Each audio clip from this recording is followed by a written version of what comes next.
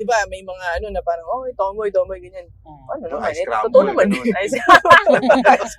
Ikaw yung nagsasabi eh. Ikaw yung nagsasabi. Buisit. Well, Hindi, kasi wala ka madali pala na lang sila. yung sakyan eh, yung mga ganun eh. Oo. Oh, mas sinasakyan nyo na lang kaysa alam mo yun? Oo, tsaka nakakatawa naman kasi talaga. Huwag lang umabot dun sa mga masyado ng below the belt ba na parang ano na ng pagkatao mismo. Sa volleyball, naging issue din ba yun? O hindi. Dami dun eh. Never. Magkakasama kami doon. Let's go! Ni-gender reveal mo naman. Hindi, masaya siya kasi lalo na doon, grabe talaga kami lalo sa team namin, bawal talaga pikon kasi grabe kami mga sarot. Grabe yung biroan namin doon. So, okay Malakas ka lang makasar. Oo, ako sa amin. Yes. Sinong paborito mong kasarin dun sa team nyo? Ano, Si coach. si father of all.